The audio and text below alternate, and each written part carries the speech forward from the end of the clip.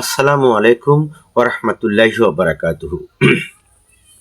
বকর শরীফের হাদিস নম্বর 301, পৃষ্ঠা নম্বর 114, হাদিস নম্বর 302, পৃষ্ঠা নম্বর 114, হাদিস নম্বর 303, পৃষ্ঠা নম্বর 114।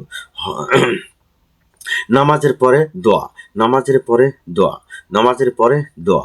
হযরত মুগিরা ইবনে শুবা থেকে বর্ণিত, নবী করিম সাল্লাল্লাহু আলাইহি ওয়াসাল্লাম বলেন, প্রত্যেক নামাজের পর দোয়া করেছেন, প্রত্যেক নামাজের পর দোয়া করেছেন। ফরজ নামাজের পর দোয়া করেছেন, বেতের নামাজের পর দোয়া করেছেন, সুন্নত নামাজের পর দোয়া করেছেন।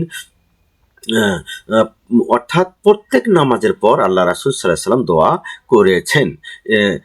আল্লাহ ছাড়া কোনো উপাস্য নেই, তিনি এক, তার কোনো শরীক নেই, তার রাজত্ব তিনি প্রশংসা, তিনি জীবিত রাখেন, তিনি মৃত্যুবরণ করেন, দেন, তিনি সব বিষয়ের উপর ক্ষমতাবান। হে আল্লাহ, আপনি যা দান করবেন তাতে কেউ বাধা দিতে পারে না, আপনি যা দিবেন তা কেউ নিতে পারে না। ভাগ্যবানের ভাগ্য, তার কোনো উপকার আসে না।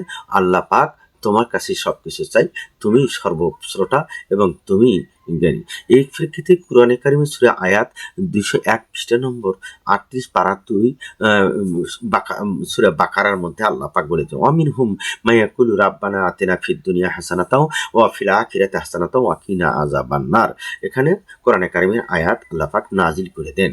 তাহলে বোঝা গেল আল্লাহ রাসূল সাল্লাল্লাহু আলাইহি ওয়াসাল্লাম প্রত্যেক নামাজের পর দোয়া করেছেন। হাদিস নম্বর 303, পৃষ্ঠা নম্বর 114, বুখারী শরীফের হাদিস। হযরতে মুগিরা ইবনে শুবা রাদিয়াল্লাহু তাআলা থেকে হাদিসটি বর্ণনা করা হয়েছে।